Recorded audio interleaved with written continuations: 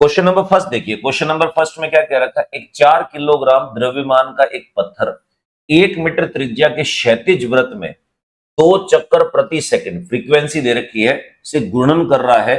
घूर्णन अक्ष के सापेक्ष पत्थर का जड़त्वागुण बताइए। देखिए, आप लोगों को बता रखा है कि मोमेंट ऑफ इनर्शिया निकालना हो तो अगर कोई भी एक पर्टिकुलर शेप दे रखी है, कोई भी आकार दे रखा है, तो आप उसके मोमेंट ऑफ इनर्शिया का फॉर्मूला लगा सकते हो। परंतु अगर रैंडमली यादृच्छिक रूप से कोई भी आपको एक आकृति दी जाती है जिसके बारे में हमें ये नहीं पता है कि वो बेलनाकार है कि गोलाकार है कि वृत्ताकार है, कैसा है, तो ऐसे क्वेश्चन में इसी टाइप के क्वेश्चन की बात कर रखी है। इसमें यह दे रखा है कि ये हमारे पास में कोई भी एक वृत्तीय लूप है, इसका ये सेंटर हो गया। यहां से हमने एक काम किया, किसी भी पत्थर को इस प्रकार से बांध दिया ये, और यहां से ये पत्थर जो है वो गोल गोल घूम रहा है, जिसकी फ्रीक्वेंसी आपको दे रखी है, हर एक सेकंड में 2 चक्कर पूरे करता है। आपको ये कह रखा है कि इस पत्थर जो है इसका द्रव्यमान हमारे पास में है 4 केजी, और इसका जो रेडियस है वो रेडियस हमारे पास में हो गया 1 मीटर। आपसे पूछा मोमेंट ऑफ इनर्शिया बताइए। अगर कोई भी आकृति पर्टिकुलर फिक्स नहीं है या पिंड दे रखा है इसमें, तो उसका मोमेंट ऑफ इनर्शिया का फॉर्मूला होता है I is equals to M R square. अब देखिए, m क्या है, mass of the body. Mass of the body हमारे पास 4 केजी है। रेडियस जिस वृत्तीय पथ में घूम रहा है वो 1 हो गया हमारे पास में का स्क्वायर, तो आपका आंसर आएगा 4, और आई की जो यूनिट होती है वो होगी केजी मीटर स्क्वायर। तो मोमेंट ऑफ इनर्शिया उस पत्थर का 4 केजी मीटर स्क्वायर होगा। फर्स्ट क्वेश्चन जो हमारा, उसका करेक्ट आंसर दोस्तों बी ऑप्शन है। क्वेश्चन नंबर सेकंड देखिए, क्वेश्चन नंबर सेकंड में दे रखा है कि पृथ्वी के उत्तरी ध्रुव पर बर्फ पिघलने से पृथ्वी की चक्रणीय गति में जड़त्वागुण जो है उसका मान कितना होगा। यानी आपसे कह रहा है कि मान लिया कि पृथ्वी जो हमारे पास में है वो एक गोलाकार पिंड है, और हमें यह पता है कि यह है पृथ्वी की घूर्णन अक्ष, एक्सेस ऑफ रोटेशन, जिसके परित जो पृथ्वी है वो घूर्णन करती है ओमेगा एंगुलर वेलोसिटी से, और पृथ्वी का द्रव्यमान m हो गया, और रेडियस जो हमारे पास में है वो यहां से लेकर यहां तक है। ये जो इक्वेटर है इसका रेडियस कंसिडर किया जाता है, यानी इस घूर्णन अक्ष से अधिकतम जो दूरी होगी वो रेडियस काउंट होगा। अब सवाल में क्या कह रखा है कि मान लिया कि किसी भी प्रकार से यहां से ध्रुवों से बर्फ पिघल जाती है इस टाइप से, अगर आइस मेल्ट हो रही है, आपसे कहा जाए कि आपको इतना पता है कि ग्लेशियर और हिमखंड जो हैं वो पोल्स पे होते हैं, और अगर गर्मी की वजह से, ग्लोबल वार्मिंग की वजह से ध्रुवों पे बर्फ पिघलती है, तो भूमध्य रेखा जो है इक्वेटर, यहां पर समुद्र तल जो है उनका स्तर बढ़ता है। ये वाली आइस कहां जाएगी, ये भी ऐसे जाएगी। अब कई बार बच्चे बोलते हैं कि साहब ये बर्फ नीचे गिर जाएगी, ये कहां गिरेगी, पृथ्वी की ग्रेविटी तो चारों ओर है। अब आप मुझे बताइए कि ध्रुवों पे जब बर्फ पिघलती है तो इक्वेटर पे रेडियस बढ़ गया। अब रेडियस बढ़ने से क्या होगा, ये वाली त्रिज्या आपके पास में r डैश हो गई, यहां से लेकर यहां तक। और सवाल में बहुत बेसिक चीज पूछ रहा है कि मोमेंट ऑफ इनर्शिया पे क्या फर्क पड़ेगा। तो आपको पता है कि पृथ्वी जो है वो एक गोलाकार पिंड है, ठोस गोलाकार पिंड, जिसका जड़त्वागुण 2/5 mr² होता है। अब देखिए, बर्फ के पिघलने से 2/5 ये तो कांस्टेंट रहेगा, ठीक है। m जो है द्रव्यमान, ये भी कांस्टेंट रहता है, और हमें पता है कि मास कांस्टेंट है। ले दे के बात आती है रेडियस की। अगर पोल्स पे आइस मेल्ट हो जाती है तो भूमध्य रेखा पर रेडियस जो है वो बढ़ जाएगा। क्यों? समुद्रों का जल स्तर बढ़ेगा। तो आप कहोगे बर्फ के पिघलने से रेडियस बढ़ जाएगा, और रेडियस बढ़ने से आई की वैल्यू क्या होगी, तो हम कहेंगे पृथ्वी का जड़त्वागुण जो है वो इंक्रीज हो जाएगा। और देखिए दोस्तों, कोणीय संवेग संरक्षण से L is equals to I omega होता है, तो ओमेगा इज इक्वल्स टू जो है 1/I हुआ। अब अगर ध्रुवों पे बर्फ पिघल जाती है जिससे आई की वैल्यू बढ़ जाएगी, तो ओमेगा की वैल्यू क्या होगी, कम होगी, यानी पृथ्वी का जो रोटेशन स्पीड है वो रिड्यूस हो जाएगी। तो हमारा सवाल यहां पर मोमेंट ऑफ इनर्शिया तक था, तो हम ये कह सकते हैं कि पोल्स पे अगर आइस मेल्ट होती है तो मोमेंट ऑफ इनर्शिया इंक्रीज होगा, यानी सेकंड ऑप्शन का करेक्ट आंसर हमारे पास में ए ऑप्शन है दोस्तों। Next question number third, 2.5 kilogram metre square जड़त्वागुण वाले पिंड में कितने रेडियन पर सेकंड स्क्वायर का कोणीय त्वरण उत्पन्न करने के लिए आवश्यक बल आघूर्ण बताइए। कई बार स्टूडेंट्स कहते हैं कि सर क्वेश्चन देके हमें यह नहीं पता चलता कि सॉल्व कैसे करना और क्या करना है।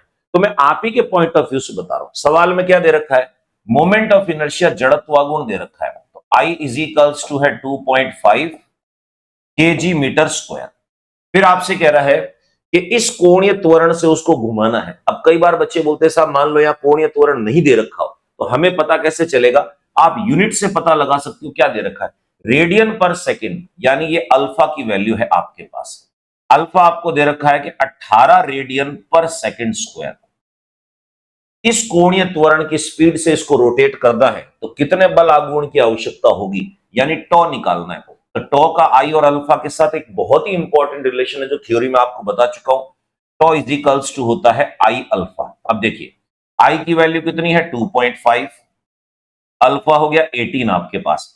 अब 18 को 2.5 से मल्टीप्लाई करें, दो बार होगा 36 और 9 जोड़ दीजिए, ये हो जाएगा 45 और इसकी यूनिट होती है न्यूटन इंटू मीटर। तो आप कहोगे टॉर्क जो है वो 45 न्यूटन इंटू मीटर है। तीसरे क्वेश्चन का करेक्ट आंसर आपके पास देखिए बी ऑप्शन जो है इसका सही आंसर है। नेक्स्ट क्वेश्चन नंबर 4, बड़ा कंसेप्चुअल क्वेश्चन है, ध्यान से देखिए। इसी टाइप के क्वेश्चन एग्जाम के अंदर में पूछे जाते हैं। ये जो टेस्ट सीरीज आप लोगों को दी थी ये सिर्फ आपका आईक्यू लेवल चेक करने के लिए दी थी कि किस टाइप से आप सोचते हो। क्वेश्चन क्या कह रखा है, ए और बी दो वस्तुएं हैं, दोनों के कोणीय संवेग समान है। तो थ्योरी के अंदर में एक एक चीज जो देता है वो बहुत इंपॉर्टेंट है। ये कह रहा है एल ए और एल बी, इनके एंगुलर मोमेंटम जो है वो कांस्टेंट हो गए, मान ली बात हमने। फिर कह रहा है कि पहले पिंड का जड़त्व आघूर्ण बड़ा होगा दूसरे पिंड के जड़त्व आघूर्ण से। इसका मतलब आई ए जो है इसकी वैल्यू बड़ी है किससे, आई बी से। ठीक है, तो आपसे पूछ रहा है कि इनकी काइनेटिक एनर्जीज जो है इनके बीच में रिलेशन क्या है। तो आपको बताना है के ए और के बी जो है इनके बीच में रिलेशन क्या है। अब बच्चा फिर कहता है कि सर हम सोच नहीं पाते फॉर्मूला क्या लगाना है। एल कांस्टेंट दे रखा है, ऐसा कोई फॉर्मूला बताओ जिसमें के भी आता हो, आई भी आता हो और एल भी आता है। तो देखिए आप लोगों को बताया कि रोटेशन मोशन में काइनेटिक एनर्जी का फॉर्मूला होता है हाफ आई ओमेगा स्क्वायर। मैं फॉर्मूला स्टैब्लिश करके बताऊं तो आप लोग एक काम कर सकते हो, आई से मल्टीप्लाई किया और आई से डिवाइड किया। बच्चा कहे ऐसा क्यों किया, तो देखिए ऊपर बन जाएगा आई स्क्वायर ओमेगा स्क्वायर और नीचे बन गया 2i।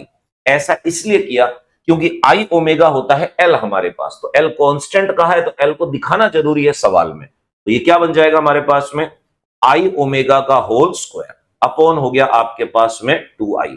आई ओमेगा एल होता है, k is equals to L square upon कितना बना 2i। अब ये फॉर्मूला है जो इसमें यूज होगा।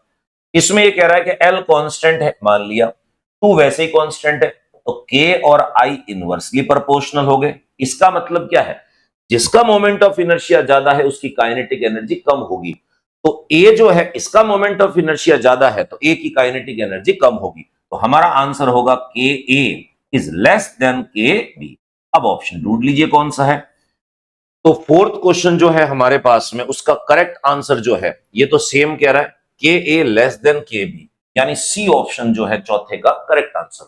नेक्स्ट क्वेश्चन नंबर 5वां, यदि I इज इक्वल्स टू इतना है मोमेंट ऑफ इनर्शिया तो 10 सेकंड में इसे रोकने के लिए कितने बल आघूर्ण की आवश्यकता होगी यदि इसका प्रारंभिक कोणीय चाल यानी ओमेगा जो है वो इतना दे रखा है। तो ध्यान से देखें क्वेश्चन में जो डाटाज दे रखे हैं उन डाटाज को लिख के और जो चीज पूछी है उसके साथ में रिलेट करना है। आपको ये कह रखा है कि I is equals to 50 kg metre square दे रखा है मोमेंट ऑफ इनर्शिया, 10 सेकंड में रोकना है इसको। T इज इक्वल्स टू हो गया आपके पास में 10 सेकंड। ठीक है, फिर कह रहा है कि कितना बल आघूर्ण लगाना पड़ेगा, टॉ लगाना पड़ेगा मान लिया हमने। फिर कह रहा है कि जब हम रोकने की कोशिश कर रहे थे स्टार्टिंग के अंदर में इसकी जो कोणीय चाल थी यानी ओमेगा 1 जो था वो आपके पास में था 20 रेडियन पर सेकेंड। आपसे पूछ रहा है कि टॉर्क कितना होगा, लास्ट में तो रुक गया 10 सेकंड बाद, ओमेगा 2 0 हो गया। तो देखिए टॉर्क का रिलेशन आई के साथ तो हमें पता है, torque is equals to I alpha होता है।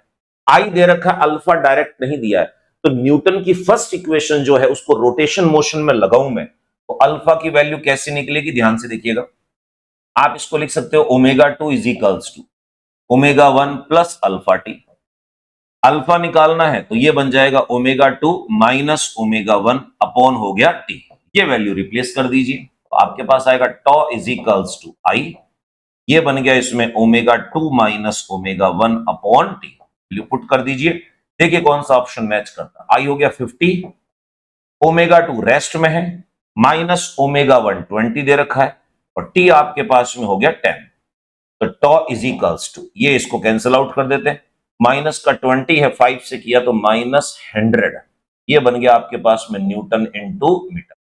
अब कई बार बच्चा कहता है कि सर मेरा टॉ तो आया माइनस में जबकि ऑप्शन में माइनस नहीं दे रखा। माइनस का मतलब है गति के विपरीत दिशा में आपने बलागुण लगाया रोकने के लिए, अगर उसको चलाने के लिए बलागुण लगाते तो प्लस होता। क्लियर हो गई चीज। तो 100 जो है ऑप्शन में कौन सा है, पांचवें क्वेश्चन का सही आंसर आपके पास में ए ऑप्शन है। नेक्स्ट क्वेश्चन नंबर 6 देखिए, एक चकती नत तल पर बिना फिसले लुढ़कती है और उसकी कुल ऊर्जा का कितना अंश इसकी गुणन गतिज ऊर्जा का है। ध्यान से देखिएगा ऐसे क्वेश्चन को। इन क्वेश्चंस में आप लोगों की जो बुद्धि लब्धि है, आईक्यू लेवल है, वो काम आएगा। इसमें यह दे रखा है कि ये कोई भी इंक्लाइन प्लेन हो गया, यहां पर हमारे पास में कोई भी एक चकती है, ये डिस्क हो गई, ये यहां से है और ये इस प्रकार से ऐसे फिसल नहीं रही है, बिना फिसले लुढ़क रही है, ये ऐसे आगे की तरफ जा रही है। क्लियर। रोल करती हुई लुढ़कती हुई जाती है, रोटेशन मोशन में लुढ़कती जानी चाहिए, फिसलती हुई जा रही है तो सारी चीज सेम हो जाएगी इसमें। फिर कह रहा है उसकी कुल ऊर्जा का कितना अंश उसकी गुणन गतिज ऊर्जा है, टोटल एनर्जी जो उसके पास में उसमें से कितना भाग जो है वो उसकी रोटेशनल काइनेटिक एनर्जी का होगा। तो आप लोगों को एक चीज बता रखी है कि गतिज ऊर्जा स्थानांतरणीय ट्रांसलेटरी जो होती है, इसका रेशियो गतिज ऊर्जा घूर्णन की जो है वो, और मेरे प्यारे बच्चों गतिज ऊर्जा जो आपके पास में लोटनी गति की है, रोलिंग की है, इनका एक ट्रिक बता रखी है। स्थानांतरणीय 1 इसका हो जाएगा हमारे पास के स्क्वायर अपॉन आर स्क्वायर और इसकी वैल्यू आ जाएगी 1 plus K square upon R square. अब ये पूछ क्या रहा है कि जो इसकी टोटल रोलिंग मोशन की एनर्जी है उसका कितना भाग इसका घूर्णन गतिज ऊर्जा का होगा। ये तो आपसे ये ऐसे मांग रहा है कि घूर्णन रोटेशनल डिवाइडेड बाय के लोटनी गति रोलिंग मोशन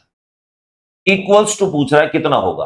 तो देखिए ये के अलग है और ये काइनेटिक एनर्जी का है इसमें, तो क्या हो जाएगा आपके पास में K square upon R square whole divided by 1 plus K square upon R square, ये मांग रहा है। तो देखिए हमारे पास आकृति डिस्क है, तो डिस्क के लिए हमें पता है कि डिस्क का चक्ति का I is equals to half M R square होता है और इसको मैं एम के स्क्वायर के इक्वेट कर सकता हूं।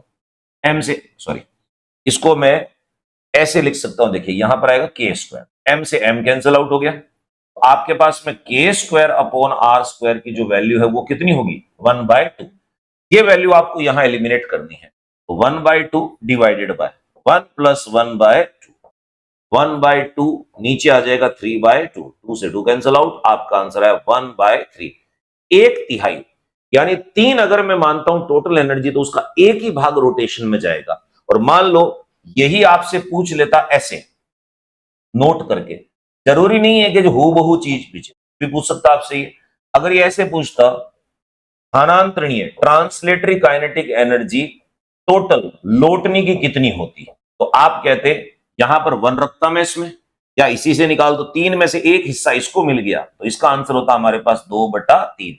पर अभी हमारा क्वेश्चन इस टाइप का है तो आंसर आएगा 1/3, यानी 6 क्वेश्चन का करेक्ट आंसर आपके पास ए ऑप्शन है दोस्तों। नेक्स्ट क्वेश्चन नंबर 7 देखिए, यदि घूर्णन गतिज ऊर्जा कुल ऊर्जा का 50% है तो वो वस्तु कितनी होगी या वो वस्तु क्या होगी, इन 4 ऑप्शन में से बताना है। तो सबसे पहले जो डाटा आपको दे रखा है उस डाटा को पहले समझे। ये कहना चाह रहा है कि घूर्णन गतिज ऊर्जा यानी काइनेटिक एनर्जी किसकी, रोटेशनल की, घूर्णन की, ये कितनी है 50% ऑफ, 50% है किसका, टोटल काइनेटिक एनर्जी। और टोटल काइनेटिक एनर्जी होती है लोटनी की, रोलिंग की। अब पहले तो इनकी वैल्यू रख देंगे, लास्ट क्वेश्चन में इनकी वैल्यू मैं बता चुका हूं, तो तो आप कहोगे ये जो हमारे पास में है इसको हम कहते हैं के स्क्वायर अपॉन आर स्क्वायर। 50% का मतलब होता है 50 अपॉन 100 मल्टीप्लाई करके ये वैल्यू होती है हमारे पास 1 plus K square upon R square. अब देखो ये कटेगा 1/2, ये हो गया। इस 2 को क्रॉस मल्टीप्लाई करके इधर ले जाओ तो 2 K square upon R square is equals to 1 plus K square upon R square. मेरे प्यारे बच्चों K square upon R square को शिफ्ट करो इसके पास में तो क्या हो जाएगा 2 K square upon R square minus K square upon R square is equals to 1। अब 2 में से एक गया तो एक ही बचेगा, ये आएगा K square upon R square is equals to 1। अब के स्क्वायर अपॉन आर स्क्वायर की 1 किसके लिए होती है वैल्यू, देखिए शक्ति की बात करते हैं तो इसमें के स्क्वायर अपॉन आर स्क्वायर जो होता है, सॉरी रिंग की बात करते हैं तो के स्क्वायर अपॉन आर स्क्वायर 1 होता है। अब सिलेंडर दो टाइप के होते हैं, खोखला भी होता है बेलन भी होता है, तो ये तो वैसे भी आंसर नहीं हो सकता क्योंकि स्पेसिफाई नहीं किया इसने। हॉलो की बात करते हैं तो के स्क्वायर अपॉन आर स्क्वायर की वैल्यू होती है 2/3। सॉलिड स्फीयर की बात करते हैं तो के स्क्वायर अपॉन आर स्क्वायर की वैल्यू होती है 2/5। अब देखो जैसी के स्क्वायर अपॉन आर स्क्वायर की वैल्यू मैच की है वो आंसर होगा। यहां पर अगर 2/3 आता तो हॉलो स्फीयर होता, यहां 2/5 आता तो आप कहते हैं कि सॉलिड स्फीयर है। 1 आया है इसका मतलब 7th क्वेश्चन का करेक्ट आंसर आपके पास ए ऑप्शन है दोस्तों। नेक्स्ट क्वेश्चन नंबर 8वां, लैंग्वेज बड़ी कर रखी है तो घबराना नहीं इस चीज से। क्या दे रखा है, एक व्यक्ति एक वृत्ताकार प्लेटफॉर्म के किनारे पर खड़ा है, तो मैं साथ साथ के अंदर में इसका डायग्राम बना देता हूं। इस टाइप से एक कोई प्लेटफॉर्म है, ऐसे है, और ये क्या है अपने ऐसे एक्सेस पे रोटेट कर रहा है इस प्रकार से, यहां ये एक्सेस ऑफ रोटेशन है तो ये घूम रहा है इसमें, और ये आदमी जो है वो यहां पर खड़ा है इसके किनारे पर ऐसे।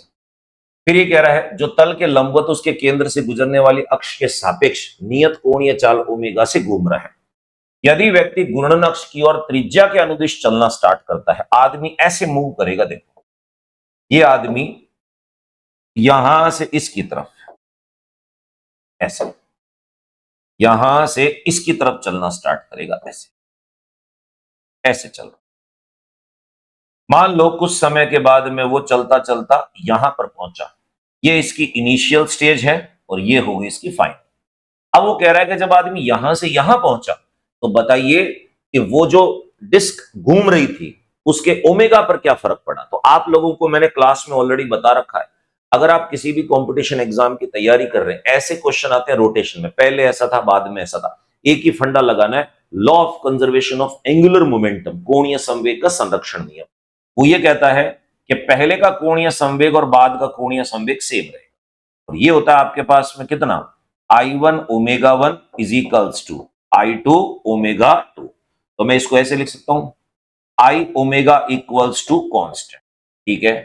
ओमेगा पे फोकस करना, इस पे ओमेगा निकालना तो प्रोपोर्शनल 1/I हुआ।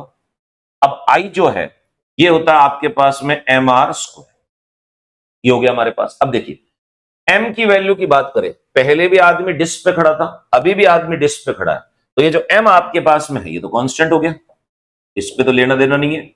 r की बात करते हैं, r का मतलब होता है एक्सेस ऑफ रोटेशन से डिस्टेंस। अब देखो पहले इसका डिस्टेंस ये था, यहां से लेकर यहां तक था, अब जब वो सेंटर की तरफ चल रहा है तो डिस्टेंस इसका अब ये है। आप मुझे बताओ जब वो सेंटर की तरफ गया तो डिस्टेंस कम हो रहा है इसका, तो डिस्टेंस कम हो रहा है मतलब r की वैल्यू कम हो रही है, और r की वैल्यू कम होगी तो ओमेगा की वैल्यू क्या होगी, बढ़ेगी। तो आप कहोगे जैसे जैसे आदमी प्लेटफॉर्म के सेंटर की तरफ जाएगा, सेंटर से उसका डिस्टेंस कम होगा, रेडियस कम होगा, तो उसका ओमेगा एंगुलर स्पीड जो है वो क्या होगी, बढ़ेगी। तो ओमेगा बढ़ाने का जो ऑप्शन है वो आपका करेक्ट होगा। पहला कह रहा है घटा रहा है, गलत। दूसरा कह रहा है कांस्टेंट, गलत। तीसरा कह रहा है इंक्रीज होगा, बिल्कुल सही है। और चौथे में देखो डाटा इनसफिशिएंट, सूचना पूरी पर्याप्त है। तो आप कहोगे 8वें क्वेश्चन का करेक्ट आंसर आपके पास सी ऑप्शन हुआ दोस्तों। नेक्स्ट क्वेश्चन नंबर 9 देखिए। क्वेश्चन नंबर 9 में क्या कह रखा है, यदि एक घूर्णन करती हुई वस्तु का कोणीय संवेग 200% बढ़ जाता है तो गतिज ऊर्जा में कितनी वृद्धि होगी। ट्रिकी बेस्ड क्वेश्चन है, ध्यान से देखना। इसको ऐसे सॉल्व किया जाता है, ठीक है। एरर वाले तरीके से सॉल्व नहीं करना। एरर में तो ये होता है कि मेजरमेंट में कितना एरर है, अब यहां तो ये चला के इसको इतना परसेंट कर रहा है, तो हम ऐसे कह सकते हैं कि भाई माना कि, मैं पूरा सिस्टमेटिक तरीके से करके बताता हूं, माना कि कोणीय संवेग जो है, कोणीय संवेग जो है वो हमारे पास में एल था, ठीक है, एल 100%। फिर ये कह रहा है कि अब जो है, अब कोणीय संवेग, कोणीय संवेग जो है वो एल डैश कितना हो जाएगा, एल पहले से था, 200% बढ़ा रहा हूं, तो पहले जितना था प्लस करके 200% निकालना पड़ेगा आपको पुराने का, कितना बन जाएगा, एल प्लस 200%, यानी 200/100 इंटू एल हो गया, ये कैंसिल आउट हो गया आपस के अंदर में, तो ये कितना बन जाएगा, L plus 2l, it will be आपके पास में कितना होगा, 3l, यानी कितना हुआ, 3 गुना हो गया एंगुलर मोमेंटम। फिर ये मांग रहा है आपसे काइनेटिक एनर्जी, तो रिलेशन आपको पता है k is equals to L square upon 2i होता है। मोमेंट ऑफ इनर्शिया की जानकारी दे नहीं रहा क्योंकि बॉडी कांस्टेंट है, तो आप कहोगे 2 और i कांस्टेंट हो गए, तो k डायरेक्टली प्रोपोर्शनल कितना हुआ, एल स्क्वायर। अब ध्यान से देखिएगा, कोणीय संवेग 3 गुना हो गया है, अब हम ये निकालेंगे कि काइनेटिक एनर्जी कितनी हो जाएगी। सिंपल सी चीज है, kinetic energy directly proportional, L की जगह ये वैल्यू डाल दीजिए, 3l का होल स्क्वायर, तो क्या बन जाएगा आपके पास में, 9l स्क्वायर। अब कोणीय संवेग हो कितना गया, 9 गुना हो गया, 9 गुना हो गया, इसका मतलब 900% हो गया है। अब आपसे वो ये नहीं पूछ रहा कि एंगुलर काइनेटिक एनर्जी कितनी हो गई है, वो बोल रहा बढ़ कितनी गई है। तो देखिए, इससे ये पता चल रहा है कि गतिज ऊर्जा जो है वो आपके पास में 9 गुना हो गई है। 9 गुना का मतलब होता है कि 900% हो गई है। वृद्धि कितनी हो गई है, तो जैसे बढ़ाने के लिए 100 को जोड़ा था तो कितनी वृद्धि हुई है, तो 100% तो वो पहले से ही थी, और अब 900% हो गई है, तो इंक्रीज क्या होगा, 100% माइनस कर देंगे, तो हम कहेंगे गतिज ऊर्जा में, काइनेटिक एनर्जी में जो वृद्धि हुई है, इंक्रीज हुआ है, वो कैसे होगा, 900% इंक्रीज हुआ, 100% वो पहले से ही था, तो माइनस करोगे तो कितना आएगा, 800%। तो हमेशा आपका आंसर इस टाइप से निकालना है, इंक्रीज किया तो हो कितना गया, दूसरी क्वांटिटी पे लगाओ, उसको 100 में से माइनस कर दो, आपका आंसर है 800%। तो 800 कौन सा है, बी है।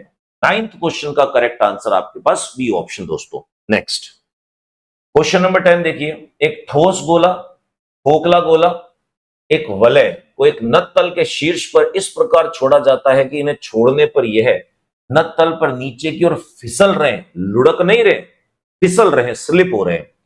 अब नत्तल के नीचे की ओर गति करते हुए किसका त्वरण अधिक होगा, घूर्णन नहीं कर रहे हैं। देखिए, आपके बुद्धि लब्धि की परीक्षा ली है इसमें। इतना हमें पता है कि अगर कोई भी बॉडी इंक्लाइन प्लेन से ऊपर से लुढ़कते हुए अगर नीचे आ रही है, मैं चला के बोल रहा हूं, लुढ़कते हुए नीचे आ रही है, तो उसका जो एक्सेलरेशन होता है, ए इज इक्वल्स टू, फॉर्मूला होता है जी sine theta upon 1 plus K square upon R square. अब ये कह रहा है कि बिना लुढ़के फिसल रहा है, तो आप लोगों को बता रखा है कि फिसलने वाली जो कंडीशन है, फिसलने पर के स्क्वायर अपॉन आर स्क्वायर 0 हो जाता है। क्यों, क्योंकि रोटेशनल मोशन खत्म हो जाता है, ट्रांसलेटरी मोशन रहता है, ये 0 हो जाएगा। तो A is equals to G sine theta. और मेरे प्यारे बच्चों, ये जो 3 पिंड दे रखे हैं, इनमें डिफरेंस सिर्फ के स्क्वायर अपॉन आर स्क्वायर का ही है, और वो के स्क्वायर अपॉन आर स्क्वायर 0 हो गया, तो जी तो तीनों के लिए सेम है, और एंगल जो इंक्लाइन प्लेन का है वो तीनों के लिए सेम है। इसका मतलब तीनों का जो एक्सेलरेशन है वो एक समान होगा। डिफरेंट कब होता, जब यहां पर ये कह रहा है फिसल नहीं रहा, लुढ़क रहा है, तो फिसलने पर तीनों का जो एक्सेलरेशन है वो सेम होगा।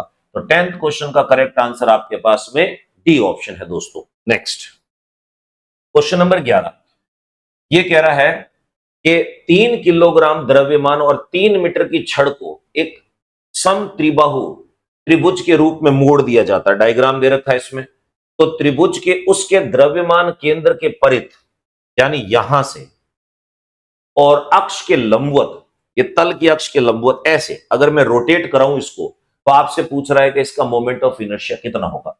बहुत ध्यान से सॉल्व करना है क्वेश्चन को, बहुत चतुराई से दिया है।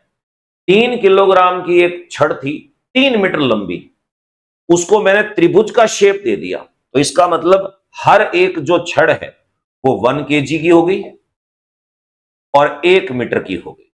हर एक छड़ 1 kg की है और 1 मीटर की है। आपको पूरी डिटेल से समझाया जाएगा, रटाएंगे नहीं, आप चिंता मत करो इसमें। अब बच्चा बोले सर यहां मान लो ये एक्सेस बना दी इसने और यहां से ये रोटेट कर रहा है, तो आप लोगों को क्लियर क्लास में बता रखा है कि अगर कोई भी घूर्णन अक्ष बॉडी को टच नहीं करती है तो आपको क्या करना है, इस अक्ष के पैरेलल एक एक्सेस बनाओ और फिर पैरेलल एक्सेस थ्योरम लगाओ। तो मैं किसी एक छड़ का मोमेंट ऑफ इनर्शिया निकाल दूं और बाकी सब का सेम रहेगा, 3 से मल्टीप्लाई कर देंगे। तो हम पहले इस छड़ के लिए यहां से लेकर यहां तक का ये जो डिस्टेंस है ये मुझे पता होना चाहिए। क्यों?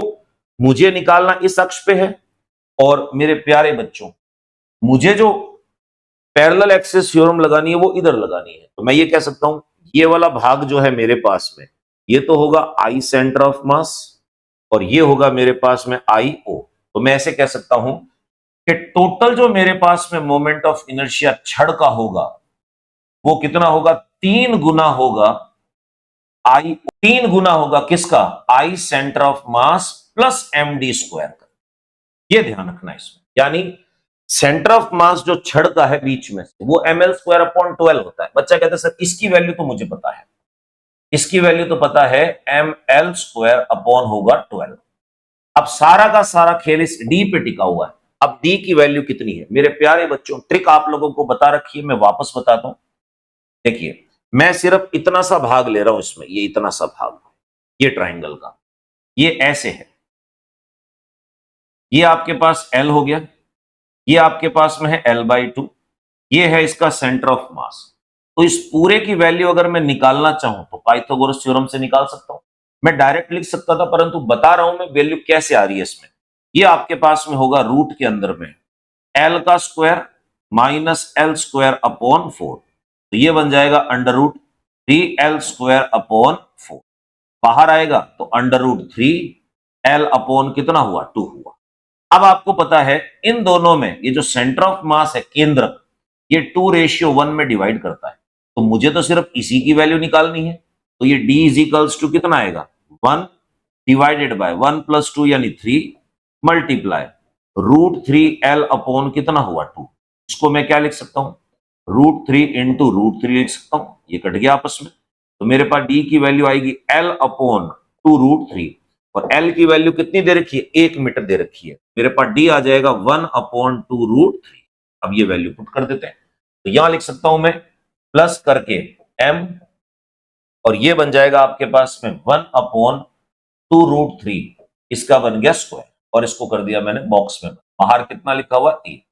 सॉल्व करें इसको, M 1 है L भी 1 है, तो ये बन जाएगा 3 1 अपॉन 12 प्लस करके ये 1 हो गया, इसका स्क्वायर करोगे तो 1 अपॉन ये भी आएगा 12। तो ये बना आपके पास में 3 मल्टीप्लाई एलसीएम ले लोगे तो 1 अपॉन 6 हो गया, इसको इससे काट दो, ये बन गया 2। यानी आपका आंसर आएगा हमारे पास में कितना, 1 अपॉन 2। तो हम ये कह सकते हैं इस टोटल का जो मोमेंट ऑफ इनर्शिया है वो आपके पास में निकला है डी ऑप्शन, यानी 1 अपॉन 2। दोस्तों क्वेश्चन नंबर 12 देखिए, इसमें क्या दे रखा है कि 1 किलोग्राम द्रव्यमान एवं 1 मीटर व्यास का एक छल्ला, छल्ला मतलब रिंग होता है, किसी समतल सड़क पर 2 मीटर पर सेकंड की चाल से लुढ़कता है, उसकी गतिज ऊर्जा होगी, आपको निकालनी है उसकी काइनेटिक ऊर्जा। सबसे पहले देखिए कि आपको डाटास क्या क्या दे रखे हैं। एम की वैल्यू हमारे पास में दे रखी है 1 kg,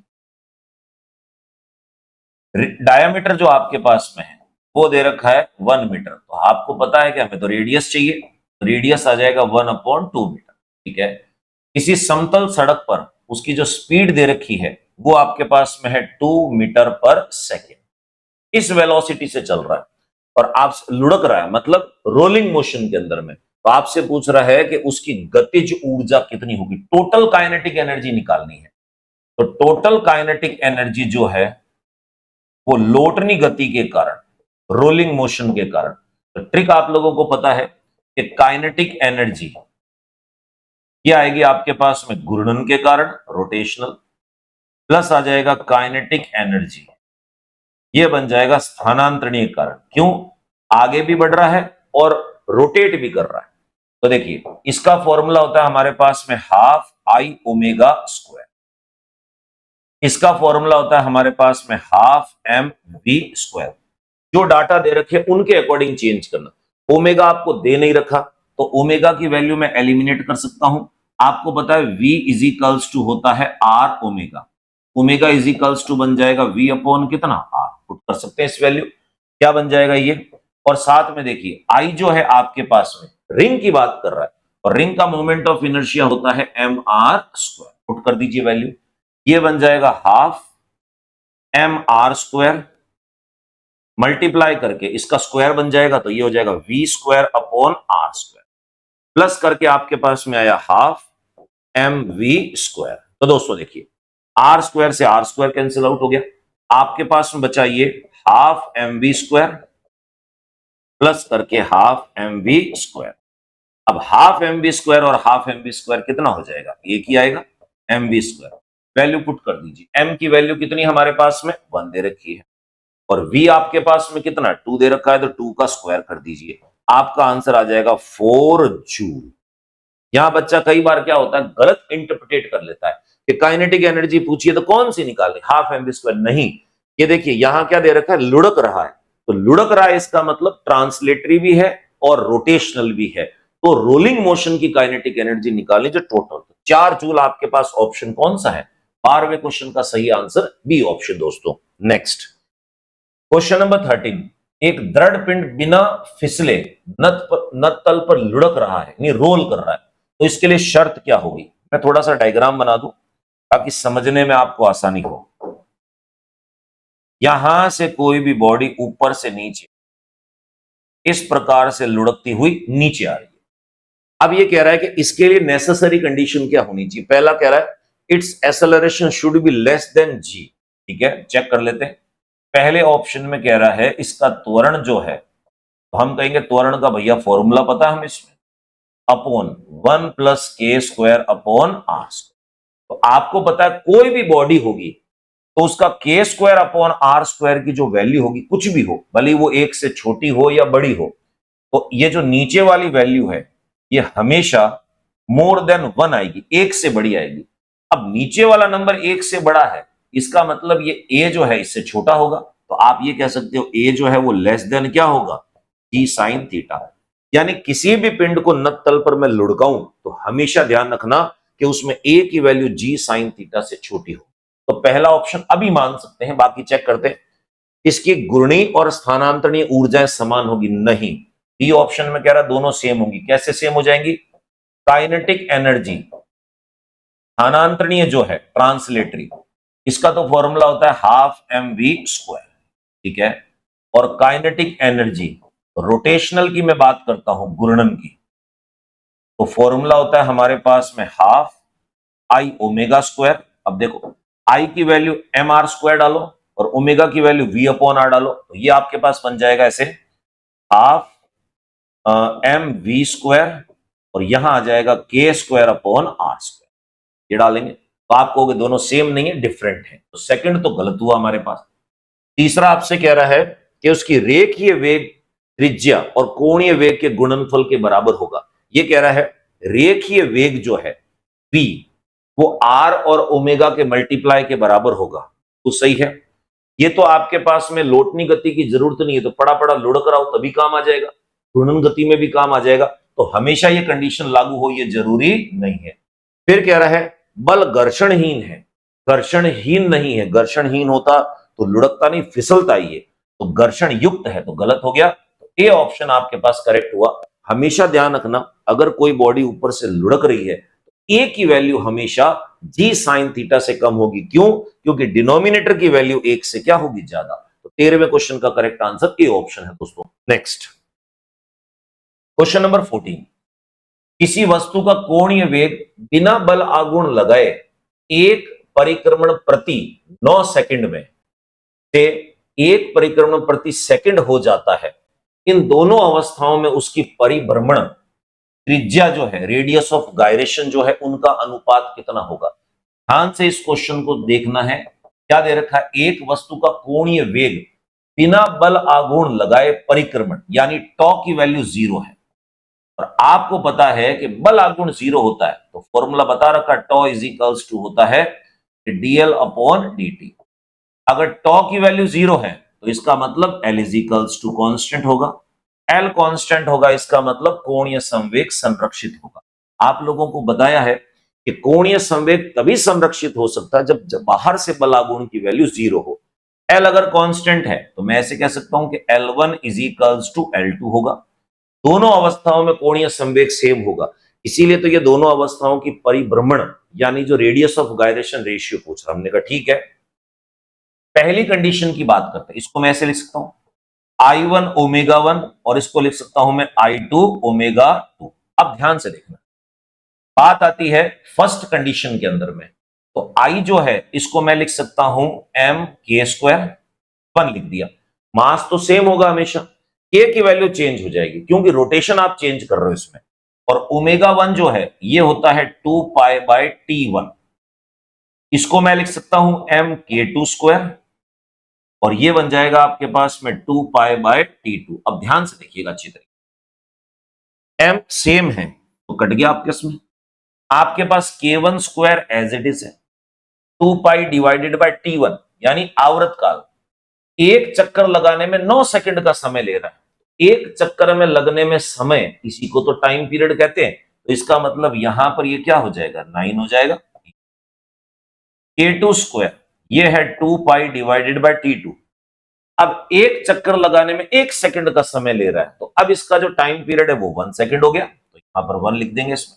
यही चीज समझनी है वरना बच्चा गलत कर देता है। अब देखो 2 पाई से 2 पाई कट गया, आपके पास में आया K1 square upon 9 is equals to K2 square upon 1, cross multiply कर दीजिए, तो K1 अपॉन K2 का होल स्क्वायर कह सकता हूं इक्वल्स टू 9 अपॉन 1। तो K1 अपॉन K2 जो है ये आपके पास में आ जाएगा 3 अपॉन 1।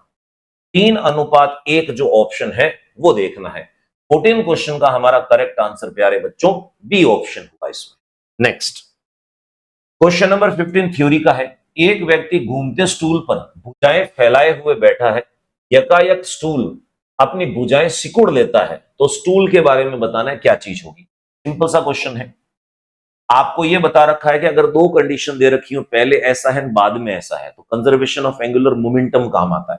तो ये ऐसे दे रखा है, एक आदमी किसी भी स्टूल पर इस प्रकार से था कि अपने हाथ जो है वो फैलाए हुए हैं, ये हो गया पहली कंडीशन। फिर अचानक से वही व्यक्ति अपने जो हाथ है उनको फोल्ड कर लेता है, ऐसे फोल्ड कर लेता है। अब आपसे कह रहा है कि अगर अपने हाथ फोल्ड कर देता है तो उसकी स्पीड पे क्या फर्क पड़ेगा। प्यारे बच्चों ध्यान से देखिएगा, ये हमारे पास में हो गई इसकी एक्सिस ऑफ रोटेशन, ये है इसकी एक्सिस ऑफ रोटेशन हो गई हमारे पास। यहां से इसका डिस्टेंस ये है r और यहां से इसका डिस्टेंस हो गया r डैश के। अब आप बताइए, दो कंडीशन में कह रहा है कि पहले ऐसा था बाद में ऐसा था, इसका मतलब L is equals to constant होगा और L जो है उसको हम कहते हैं I ओमेगा, ये कांस्टेंट होगा, और ओमेगा जो है इनवर्सली प्रोपोर्शनल I होगा, और I जो हमारे पास में होता है mr स्क्वायर। आदमी का मास कांस्टेंट रहेगा, बजी भुजाएं फैला रखी हो भले ही उसने भुजाएं सिकुड़ रखी हो, तो इसका मतलब m तो हो गया कांस्टेंट, ले दे के बाद अटकी r पे, तो जैसे ही वो भुजाएं फोल्ड कर लेता है तो देखो r की वैल्यू कम हो जाएगी, r डैश रिड्यूस हो गया। तो अगर r की वैल्यू कम हो जाएगी तो ओमेगा की वैल्यू क्या होगी, बढ़ेगी। तो हम ये कह सकते हैं भुजाएं सिकुड़ने पर r घट गया, ओमेगा की वैल्यू बढ़ गई, तो ओमेगा बढ़ जाएगा। तो पहला क्या है, उसका कोणीय वेग घट जाएगा, गलत, उसका जड़त्वागुण घट जाएगा। फिर उसके बाद हाँ जड़त्वागुण की भी बात हो सकती है, फिर कह रहा है कोणीय वेग नियत रहेगा तो ओमेगा कांस्टेंट रहेगा, नहीं ये गलत है, ये गलत है। कोणीय संवेग बढ़ जाएगा, ये भी गलत है। अब बच्चा कहे सर जो चीज हमने निकाली वो तो पूछी नहीं, ये तो सिंपल सी जड़त्व आघूर्ण की बात कर रहा है। तो आप जरा इसको ध्यान से देखिएगा, ये जो मैंने चीज लिखी है इसको देखो, तो आई जो है वो आपके पास में होता है mr स्क्वायर, m आपके पास में है कांस्टेंट, और ये कह रहा है कि भुजाएं सिकुड़ लेता है तो r रिड्यूस हो जाएगा, r रिड्यूस हो गया तो i भी क्या होगा, घट जाएगा। तो इसका जड़त्व गुण घट जाएगा, यानी बी ऑप्शन। 15वें का सही आंसर बी ऑप्शन, खोदा पहाड़ निकला चूहा। नेक्स्ट क्वेश्चन 16वें क्वेश्चन में दे रखा है कि 5 केजी मीटर स्क्वायर जड़त्व गुण के दृढ़ पिंड की घूर्णन गतिज ऊर्जा 10 जूल है, तो घूर्णन अक्ष के सापेक्ष कोणीय संवेग जो है इसका मान निकालना है। तो देखिए दे क्या रखा आपको इसमें, आई की वैल्यू दे रखी है 5 केजी मीटर स्क्वायर, ठीक है। घूर्णन गतिज ऊर्जा काइनेटिक एनर्जी दे रखी है 10 जूल, मान ली बात। इसमें आपसे पूछ रहा है एल की वैल्यू बतानी है। इन तीनों के बीच का एक रिलेशन स्टैब्लिश ऑलरेडी हम कर चुके हैं, एल स्क्वायर अपॉन होता है 2i। तो देखिए एल की वैल्यू निकालनी है तो अंडर रूट बन जाएगा हमारे पास में 2a इंटू आई, वैल्यू पुट कर दो, 2 हो गया एज इट इज, के की वैल्यू आपके पास 10 और आई हो गया 5, तो 5 दूनी 10, 100, यानी आपका आंसर आएगा 10। और एंगुलर मोमेंटम जो होता है उसकी यूनिट हमारे पास में हो जाएगी joule into second. 10 joule into second कौन सा ऑप्शन है, देखिए सी ऑप्शन जो है हमारा 16वें क्वेश्चन का करेक्ट आंसर दोस्तों। नेक्स्ट क्वेश्चन 17, ये आपके सामने डायग्राम बना हुआ है। क्या पूछ रहा है कि एक हल्की लकड़ी की, हल्की बोलने का मतलब क्या है, हल्की बोलने का मतलब है कि उसका द्रव्यमान 0 ले लिया। कई बार बच्चों के दिमाग में आता है कि सर ये जो स्केल यूज कर रही है इसका मास यूज क्यों नहीं किया, छड़ की तरह यूज क्यों नहीं किया, तो उसने हल्का कह के ये कह दिया है कि द्रव्यमानहीन है, मान लो, ठीक है। लकड़ी की मीटर स्केल पर 20 सेंटीमीटर और 70 सेंटीमीटर के चिन्हों पर, यहां पर इस जगह पे देखो, यहां रख दिया इसने कितना 3 केजी और यहां रख दिया इसने कितना 5 केजी। मीटर स्केल के ऊर्ध्व 100 सेंटीमीटर के चिन्ह से गुजरने वाली अक्ष के परित जड़त्व गुण बताना है। इस जगह पे यहां पर एक आपके पास एक्सेस दे रखी है, इस पे इसको रोटेट करवाना है, ठीक है। यहां एक्सेस ऑफ रोटेशन है, तो देखिए इसने चालाकी क्या की, डिस्टेंस यहां से लिए और एक्सेस इधर बनाई, तो यहां से डिस्टेंस लेने पड़ेंगे आपको। तो इस 5 केजी वाले का डिस्टेंस यहां से यहां तक, क्योंकि ये तो 100 सेंटीमीटर हो गया, तो ये हो जाएगा 30 सेंटीमीटर। और यहां से इसका जो डिस्टेंस होगा ये हमारे पास में कितना है, 80 हो गया, लिख देता हूं, ये हो गया 80 सेंटीमीटर। 100 में से 20 गया 80, 100 में से 70 गया 30। अब देखिए मोमेंट ऑफ इनर्शिया निकालना है, तो हम कहेंगे I इज इक्वल्स टू, आई हो गया आपके पास में 5 केजी वाले का, प्लस आई हो गया आपके पास में किसका 3 केजी।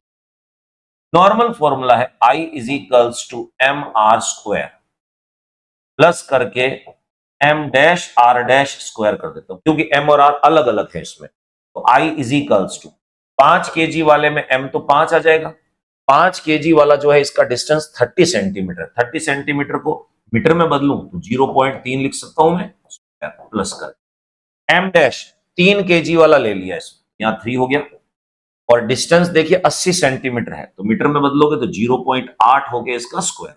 अब इसको सॉल्व कर लेते हैं, I इज इक्वल्स टू 5 हो गया, इसका स्क्वायर करोगे तो 0.09 प्लस 3 मल्टीप्लाई 0.6, तो I इज इक्वल्स टू हमारे पास बन जाएगा 0.45 प्लस करके, ये बन गया आपके पास में 12 का 2 कैरी 1, 18 19 का 9 1। अब इनको जोड़ लीजिए, I इज इक्वल्स टू, देखिए 5 और 2 हो गया 7, 9 और 4 13 का 3 हासिल 1, तो 2.37 केजी मीटर स्क्वायर, ये आपका करेक्ट आंसर हो। तो देखिए कौन सा है, बी ऑप्शन। 17 क्वेश्चन का सही आंसर हमारे पास B option. Next question number 18, बड़ा इंपॉर्टेंट क्वेश्चन है, थोड़ा ध्यान से देखिएगा। एक वृत्ताकार चकती और एक वृत्ताकार वलय, इनकी रेडियस सेम है आपके पास, ठीक है। वे अपने अपने तल में स्थित एक स्पर्शीय अक्ष, अपने अपने तल में स्थित एक स्पर्शीय अक्ष के इर्द घूम रहे हैं। चकती और वलय की रेडियस ऑफ गायरेशन है, उसका रेशियो निकालना है। तो सबसे पहले डायग्राम बनाना पड़ेगा, क्योंकि अक्ष जो दे रखी है वो उलझी हुई है, एक तो है चकती और एक है वलय। तो हम एक काम करते हैं, एक तो बनाते हैं इसके अंदर में चकती, तो चकती बना दी हमने ऐसे, ठीक है। फिर एक बनाते हैं हम इसमें वलय, ये बना दिया हमने वलय। चकती अंदर से भरी हुई होती है, वलय अंदर से खोखला होता है, ठीक है? ये हो गया इसका सेंटर, और ये होगा इसका सेंटर। अब जो अक्ष बना रहा है ये अक्ष आपके पास ये है, देखो ये वाली अक्ष। बस हम नीचे शिफ्ट,